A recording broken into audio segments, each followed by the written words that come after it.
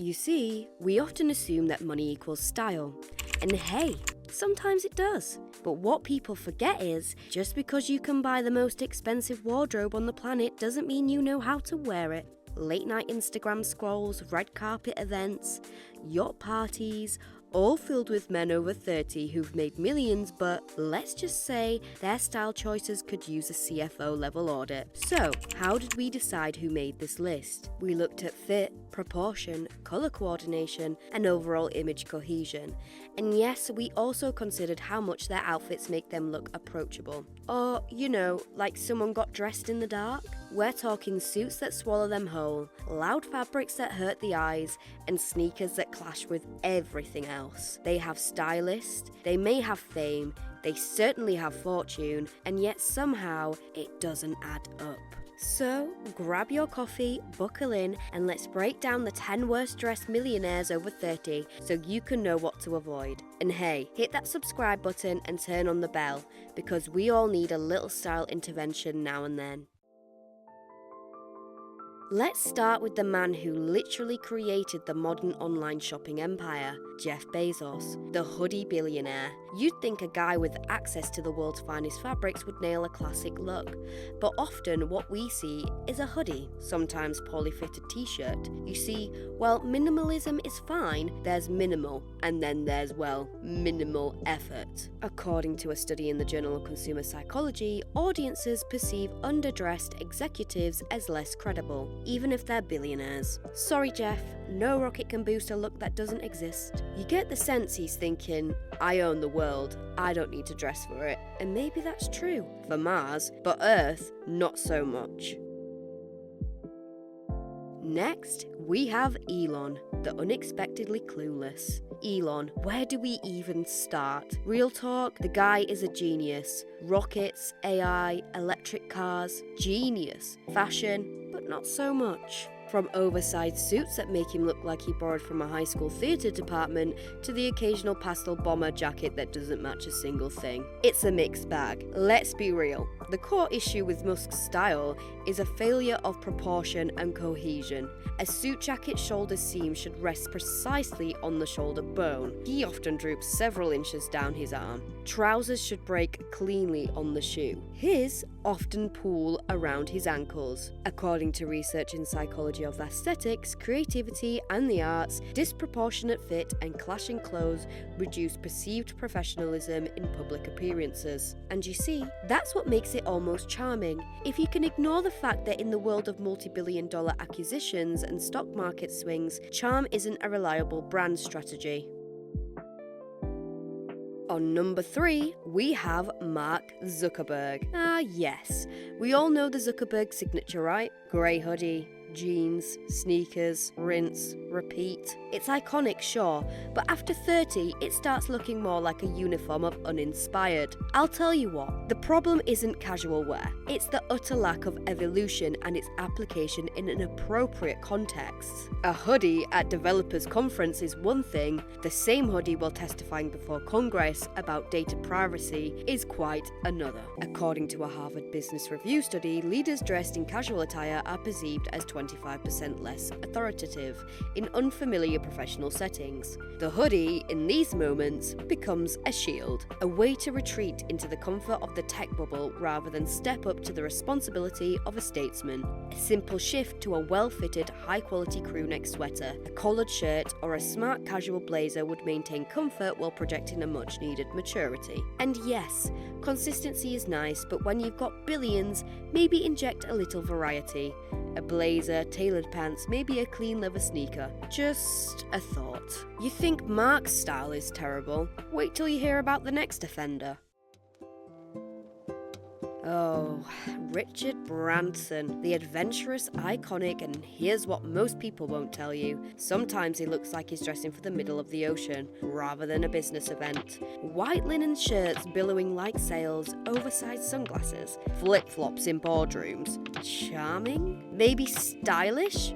Debatable. We call this the yacht party syndrome. This is a style so rooted in resort wear that it fails to transition to other environments. The issue is one of context. What works perfectly on the deck of the Necker Bell looks out of place and slightly unkept in a boardroom or at a formal press conference. Studies show that extremely casual clothing in professional settings can decrease perceived competence and reliability. And Branson, he's walking the line, sometimes overboard. Now, I get it, you're Richard Branson. You can probably sail circles around most CEOs, but let's consider a crisp shirt for meetings, even if it's just a suggestion. Next on today's list, we have Jay-Z. You see, Jay-Z is a mogul, music legend, and business powerhouse, but occasionally he goes heavy on the logos. Gucci, Louis Vuitton, custom bling. Sometimes it screams, look at me, I have money, rather than I understand style. This is the trap of over-branding. As noted in the Journal of Fashion Marketing and Management, excessive logo display can reduce perceived sophistication and, ironically, signal a lack of confidence. It's the difference between wearing the clothes and having the clothes wear you. True, quiet luxury is about impeccable cut, luxurious but subtle fabrics, and a confidence that needs no validation from a brand's monogram. It's a delicate balance. Subtly signals power, overkill signals, well, confusion. Enjoying this video? Why haven't you subscribed to follow similar conversations in our next video? Next is Bill Gates, the well-meaning mismatch. Bill Gates, smart, philanthropic, world-changing, style, but sometimes missing the memo. You see, a baggy sweater over ill-fitted pants doesn't communicate executive prowess. The core sin here is a failure of fit and coordination. The sweaters are often several sizes too large, drowning his frame and eliminating any sense of shape. The colours and textures frequently clash, creating visual noise that distracts from his message. Research in the International Journal of Fashion Design shows poorly coordinated textures and oversized clothing can reduce perceived leadership by 30%. The fix is simple, but transformative. A session with a tailor.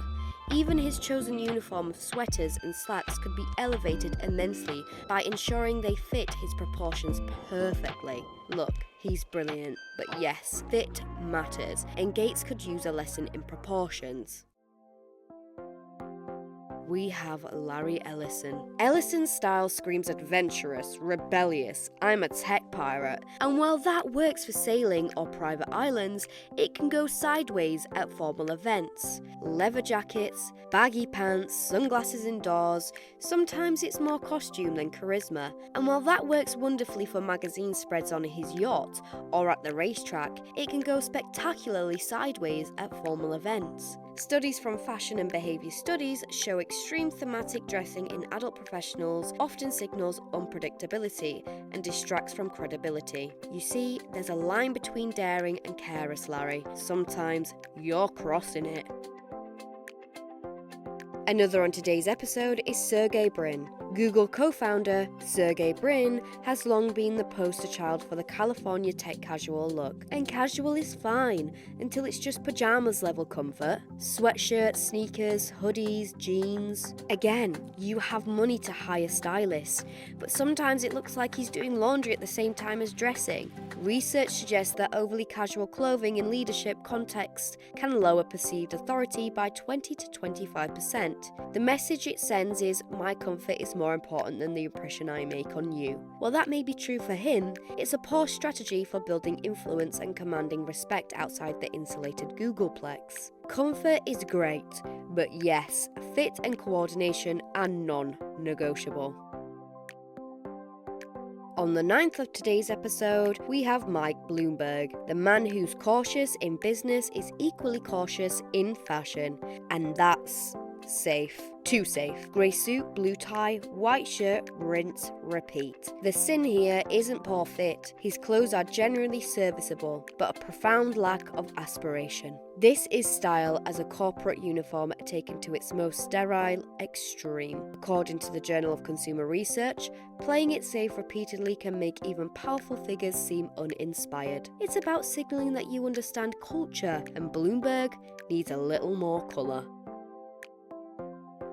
Finally, Carl Icahn, aggressive investor, market legend, and sometimes fashion enigma. Baggy suits, clashing colours, patterns that don't communicate anything coherent. It's funny because it's like his outfit is another hostile takeover, unpredictable. It's as if his mind is so wholly occupied with financial models and takeover strategies that his wardrobe is managed by a random number generator. Icahn's wardrobe might actually be costing him points in public perception. Style is an influence. Money doesn't automatically buy it. And there you have it, the 10 worst dressed millionaires over 30. I will end today's episode with this. Money doesn't automatically equal style, and sometimes the very people we think have it all might be missing the most basic rule: fit, proportion, and balance. Wealth can buy choices, but style, that's a mindset, not a budget. So if you're sitting there thinking, I'm too rich to get it wrong, I promise you, fashion does not care about your net worth. We made this list so you know exactly what to avoid as a 30+ man who wants to look intentional, not accidental. Hit subscribe, turn on that bell, and get ready for the next video. Trust me, it's going to be brutal and funny.